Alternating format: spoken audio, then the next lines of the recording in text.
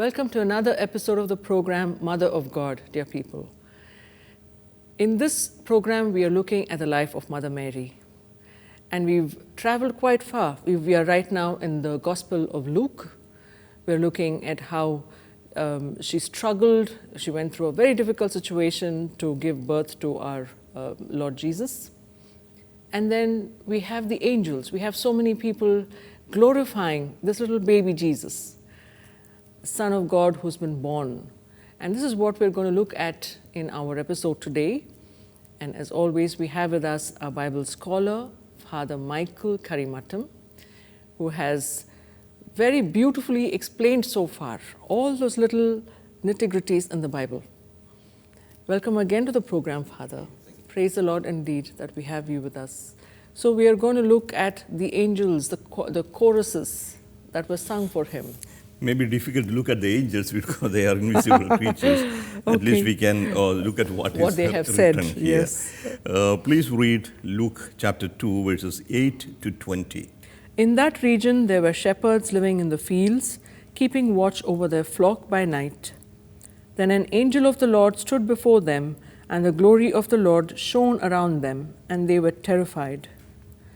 But the angel said to them, "Do not be afraid, for see, I am bringing you good news of great joy for all the people. To you is born this day in the city of David a Savior, who is the Messiah, the Lord. This will be a sign for you. You will find a child wrapped in bands of cloth and lying in a manger." And suddenly there was with the angel a multitude of the heavenly host, praising God and saying, "Glory to God in the highest heaven, and on earth peace among those whom he favors." When the angels had left them and gone into heaven, the shepherds said to one another, "Let us go now to Bethlehem and see this thing that has taken place, which the Lord has made known to us." So they went with haste and found Mary and Joseph and the child lying in the manger. When they saw this, they made known what had been told them about this child. And all who heard it were amazed at what the shepherds told them. But Mary treasured all these words and pondered them in her heart. The shepherds returned, glorifying and praising God for all they had heard and seen, as it has been told them. Okay, that is the account of the shepherds visiting, seeing the child Jesus. First thing that strikes our mind is the message of the birth Yes. is announced to the people who were sitting, watching the sheep. They are outside the wall. And shepherds, in time of Jesus, the shepherds were considered as unclean people. Even though the father of Israel, Abraham, was a shepherd, Isaac and Jacob were shepherds, King David was shepherd, and they called God as shepherd, but still, in Jesus' time, the shepherds were considered as unclean, impure people for two reasons. First, they are the work, they don't make them stink. So the people who are with the sheep, even God seems to be happy with the sheep as a sacrifice, that's what they say, those who were looking after the sheep were considered as unclean, unfortunately. And dirty. Second, this trade itself was considered as unclean, this job, because it gave a possibility for the shepherds to steal the sheep. So, according to the popular understanding in Israel during the time of Jesus, any job, any occupation that brings you into close physical contact with another person, or any job that gives you an opportunity to steal, were considered to make him impure. So the physicians are considered impure because first they had to touch the body and they also take too much money from the people. So here the shepherds who were considered as impure, they are the ones chosen. That is interesting paradox, so to say, of God. The Son of God is born in a manger, and the good news is proclaimed not in the temple, nor in the palace, nor in the synagogue, but outside in the field, the people who are watching over their sheep. The unclean people, the people who are considered outcasts, so to say. Yeah. And this is something very, very amazing, interesting. And see what the angels are saying. There is an emphasis. In verse 10, and the angel said to them, "Be not afraid, for behold, I bring you good news." Good news, as the evangelium, the good news. I bring you the good news of great joy, which will come to all the people. So you are specially chosen to receive.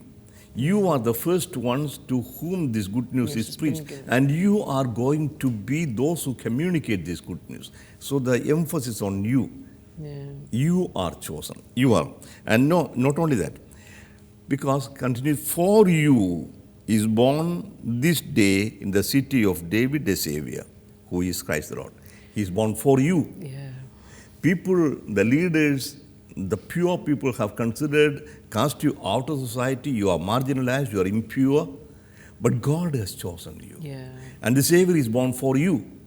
And that thing you should not miss. And very often you don't think this, the option of God for the poor, the emphasis, the preference given. We give preference to the rich, the high standing, people from respect in the government, with the money, whatever. And they are the ones who can't. But for God, no. To you is born today. And another thing, today. Yeah. So Luke has a great emphasis on this word, semeron, today. Today is born for you. And Nazareth, he would say, today the scripture has been fulfilled in your ears. Yes, yes. And to Zacchaeus, today is Yes. today salvation has come to this house. Yes. And to the man on the cross, today you shall be with me in paradise. The today. Yeah. So the word, the moment you encounter the word, that is the today. It is now. You don't have to wait for tomorrow. Today is born for you. So this is a very personal communication that you have to keep in mind. And you, who are you? You are outside. You have no place in the temple. You have no place in anywhere in the among the honorable citizens. But with God, you are the chosen one. So that you have to keep in mind.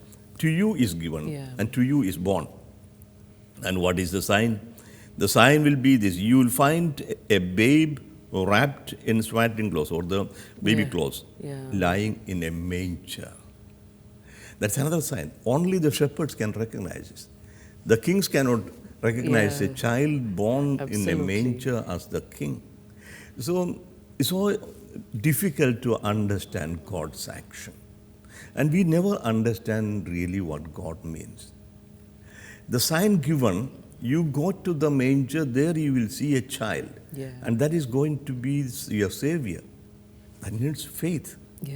And there come. So the angel, then with the angel comes, suddenly with the angel, a multitude of heavenly hosts praising God. Again, glory to God in the highest. And on earth, peace among men with whom he is well pleased. How did you read it? Glory to God in the highest heaven, and on earth peace amongst those whom he favors. Who is his favorite? And who are the favorites? The shepherds, the poor. So what is the peace on earth among men? So God is giving peace, but who can receive that peace? So glory to God in the highest. So this needs some explanation. The angels are singing glory to God in the highest. Yes. And peace among men of his goodwill. So what is glory? How is it glory? So the child that is born and laying in the manger is the manifestation of God's glory. Yes. Can you imagine? This is glory. And what is the imagination or image of glory we have? A glorious palace, all gold, Richness. Yeah. Is that glory? And how is God's glory manifested? God's glory is manifested its most on the cross. Yeah. So God's glory is manifested in His self-emptying. Yes. See, glory is manifested in love. Without love, there is no glory. So this is not what you Absolutely. imagine. It's the glorious palace, the glorious history. It's what is kind of glory? Absolutely right. So you defeat people, you kill, you massacre masses of people, and you amass your wealth, and you become glorious. Your gorgeous palaces. Is that glory? That's crime. It's not glory. Yes. So God's glory is manifested where He shows His heart of love. And here is the manifestation of God's glory, who comes down and deigns to be born not in a palace but in a manger, where everybody is welcome. Yeah. So coming to the lost and the least, the last. So that is glory. That's the angels say, the glory to God in the highest. This is the manifestation of God's glory, if you can believe. Yeah. And second, to have peace. To peace of His goodwill. What does it mean? Ready to accept. Yeah. Ready to accept God's favor and accept this child at the manger. The gospel passage says, on whom He is pleased. God's Yeah. pleasure, God's favor rests on, as Mary was called. Yes. So who are these people of good favor? It's not enough to have goodwill. What is a goodwill? Yeah. So here God has chosen people who are abandoned, who are marginalized, and He is giving peace, provided you are ready to accept. This is an offer. It's not only goodwill, it is God's favor, God's grace that has to be accepted totally. Absolutely. And here peace is an offer. And God's glory is being manifested in this particular concrete Absolutely. situation where the Son of God is born, who was denied a place in the inn, Yes. and He is outcast, and with you, the outcast, He is one. Yes. So you have received God's favor. Absolutely. So the favor is something gratuitously given. Yes. You have to accept it. So God's action is preceding any action you take. For example, Zacchaeus. Zacchaeus was not a man of great goodwill. He wanted to see God. But the initiative comes from God's inspiration, then he responds to it, and finally Jesus comes and gift is given to him. So the peace is shalom. Peace is a union. You say peace is a situation where you have a fourfold harmony. Shalom or means the area means your relation with God is okay. Is right. You are as God wants you to be. Your relation with your neighbor is as God wants it to be. Love your neighbor. Your relation with yourself, you accept yourself, whatever you are, your origin, your education, your status, your size, whatever. You accept yourself and be at peace with yourself and be peace with the world. So this fourfold harmony is peace. And this peace is given to people who receives God's favor, who have been found worthy to receive God's favor. And who are they? They are the humble, they are the poor, the downcast. Unless you come down from your palace and come before this crib or the manger, you will not see. So this is the song of the angels. Peace on earth among men. And now this is the beginning. If you can take chapter 19 of the Gospel of Luke, verse 38. Yeah. Blessed is the King who comes in the name of the Lord. Peace in heaven and glory in the highest heaven. So you see a difference. Yeah. At the beginning, when Jesus came, peace on earth. And when Jesus is going back, peace in heaven. Yes. So what does it mean?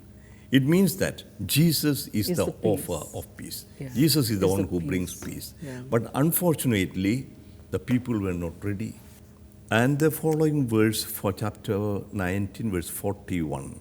As he came near and saw the city, he wept over it, saying, even you had only recognized on this day the things that make for peace, but now they are hidden from your eyes. Indeed, the days will come upon you when your enemies will set up ramparts around you and surround you and hem you in on every side. They will crush you to the ground, you and your children within you, and they will not leave within you one stone upon another, because you did not recognize the time of your visitation from God. That is it.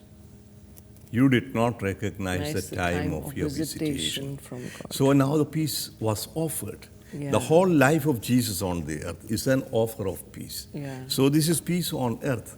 But then people were not ready. People were not ready to accept it. But these shepherds, they accepted. Yes, yes. Jerusalem was offered, but Jerusalem did not accept. And Jesus was weeping.